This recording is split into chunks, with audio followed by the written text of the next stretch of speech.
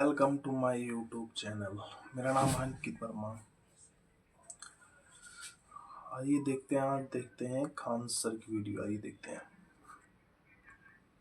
Suez नहर इनको अच्छा खासा टैक्स देना पड़ता है, तब हम यूरोप में निकलते हैं। तो हम लोगों ने सोचा कि क्यों ना एक ऐसा कॉरिडोर बनाया जाए, India middle east economic corridor. Syria कब्जा कर लेगा, कोई बोलने वाला है ही नहीं आप। लेकिन ये लड़ाई जानते हैं क्या है ना, अब ये जैसे इंट्रोड्यूस हुआ कि इजराइल में बवाल हो गया। आया डोनाल्ड ट्रंप और ये सब मिल के यूरोप वाला, कहा सब आपको जम्मू कश्मीर के मुख्यमंत्री को पाकिस्तान कह दे कि जम्मू कश्मीर के प्रधानमंत्री, तो बवाल नहीं हो जाएगा, खैले बिना टेंशन में रह जाएगा। सब कुछ नहीं करना, 6 महीना ब्लॉकेज।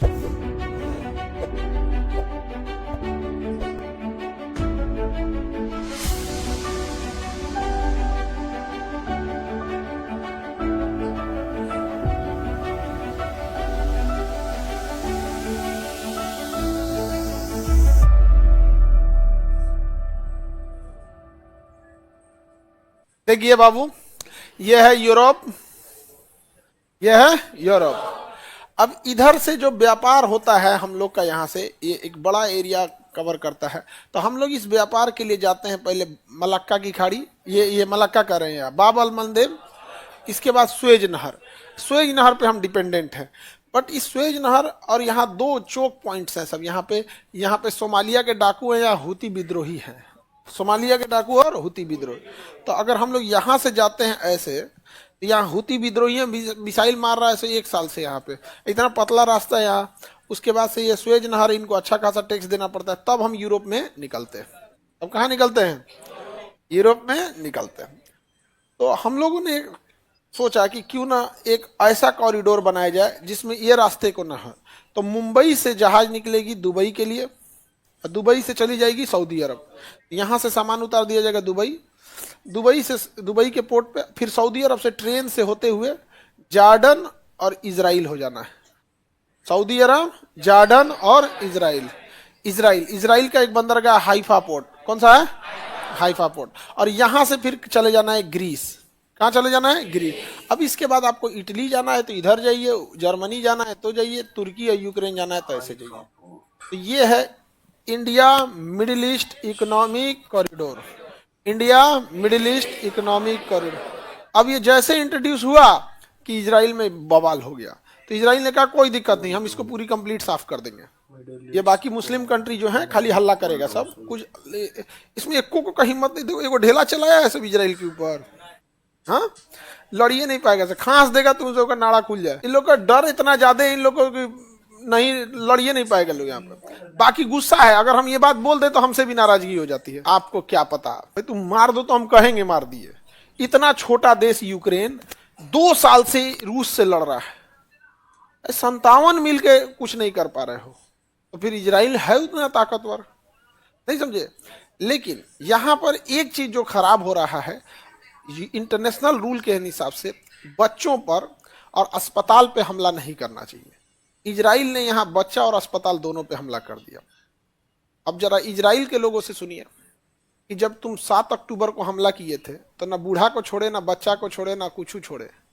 तो इंसानियत दोनों ओर से होना चाहिए, किसी एक ओर से नहीं। उसका भी तो अपना है। आप कमजोर होकर किसी शक्तिशाली को इस तरह से मारिएगा और जश्न मनाइएगा, बंधक बनाइएगा। बंधक नहीं बनाया रहता, मान के चलिए एक एजिटेशन हुआ, मार दिया तो शांत हो जाता। वो बंधक बना के रख ले, अब बेले अभी तक रखा हुआ है। बिना मतलब बवाल क्या जरूरत है भैया पालने की? बिना मतलब का ना बवाल पाले हुए हैं। इस सब में कोई नहीं लड़ पाएगा, ये सब कहने के लिए यहाँ पर, समझना। लेकिन ये मानवता के लिए अच्छी बात नहीं है। इंडिया के एस्पेक्ट्स में देखिए या कहीं पे भी हम लोग को क्या मतलब बनता है।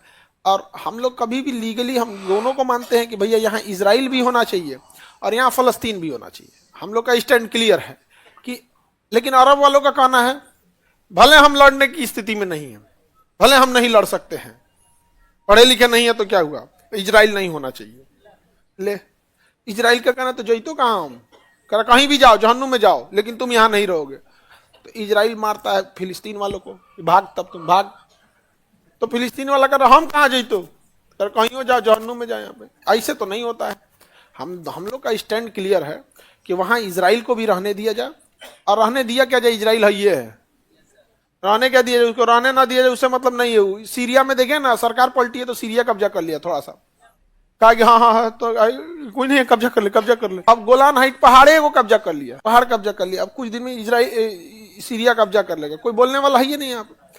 लेकिन ये लड़ाई जानते हैं क्या है ना, जमीन की लड़ाई से उठकर, मानवता की लड़ाई से उठकर अब ये धार्मिक लड़ाइयां हो गई। समझ में आ गया कि नहीं गया? कुछ इन लोग में भी, अरब वालों में भी खराबी है। अब बैठ के एक जगह, जबकि यूएनओ ने कहा था कि आधा इजराइल को दे देते हैं, आधा फलस्तीन को दे देते हैं, तो पूरा अरब वाला मिल के हमला कर दिया है? इजराइल को हम लोग देंगे, बर्बाद कर देंगे, नेस्तो नाबूद कर देंगे, डायरेक्ट कनेक्शन है हमारा, ऊपर से कब मारेंगे तबाह हो जाओगे। मारा इजराइल 6 दिन में 6 देश को हरा दिया। एक साथ मिलकर रहने में क्या जाता है इनको? हमको ये नहीं समझ में आ रहा, आपको क्या प्रॉब्लम है एक साथ मिलकर रहने में? अच्छी चीज है एक साथ मिलकर रहने में। हम हिंदुस्तान वालों को देखो, एक साथ मिलकर रहते हैं, कहां हम लोग में किसी को कोई दिक्कत होता है? एक साथ मिलकर रहे हैं हम लोग। 1971 की लड़ाई में हम सब एक साथ लड़े थे, पूरी सेना लड़ी थी। यहाँ पर एयरफोर्स, जो पाकिस्तान के नाक में दम करने वाला एयरफोर्स था, western command, Mohammed Idris command कर रहे थे, मुस्लिम थे। यहाँ पर जो कमांड कर रहे थे जगजीत सिंह अरोड़ा। कौन थे? जगजीत सिंह अरोड़ा। पाकिस्तान को घुटने पे ले आ दिए 93,000 फौज को, जगजीत सिंह अरोड़ा। जो यहाँ पर बात करने गए थे, साइन कराने, जनरल जैकब, यहूदी थे। जनरल जैकब, निर्मलजीत सिंह अरोड़ा यहाँ पे थे। इदरीस मुस्लिम थे, सेना लड़ रही थी, हर जाति की थी। और पूरी सेना को जो कमांड कर रहा था मानेक शाह, पारसी थे, पारसी थे। हमारे देश में देखिए कितना अच्छा से हम सारे धर्म मिलकर रह रहे हैं। रतन टाटा पारसी धर्म के, हर देश उनके लिए कुर्बान। कोई कह दे कि रतन टाटा में कोई, सारा देश उन्हें मानता है। क्या धर्म की वजह से मानते हैं? पारसी थे वो, सब लोग मानते हैं उन्हें। अटल बिहारी वाजपेयी हिंदू धर्म से थे, मानते सब लोग हैं। आप इन्हें देखिए, एपीजे अब्दुल कलाम मुस्लिम धर्म से थे, मानते सारे लोग हैं। अभी निधन हुआ मनमोहन सिंह का, सिख मानते सब हैं। हमसे सीखो कुछ, हम सब एक साथ हैं यहाँ, नहीं है? सब लोग यहाँ, किसी को कोई दिक्कत? आपका धर्म, भाई शिक्षक का धर्म नहीं होता है बाबू।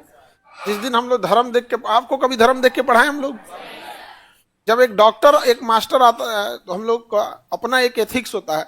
एक डॉक्टर के ऑपरेटिंग टेबल पे अगर उसका दुश्मन भी आ गया तो उसको कहा जाता है तुम पहले इसका इलाज कर, भले डिस्चार्ज के समय तुम मार दियो, लेकिन तुम इसको ठीक कर। आप समझ रहे हैं एथिक्स क्या कह रहा है? अगर तुम्हारा जानी दुश्मन भी है, अगर बीमार है, तो तुम उसको ठीक करो, ऑपरेशन करो, सब कुछ सही करो, दवा करो, सही करो। जब अपने पैरों पे चलने लगे, डिस्चार्ज हो जाए, तो तुम अपना दुश्मनी निकाल देना।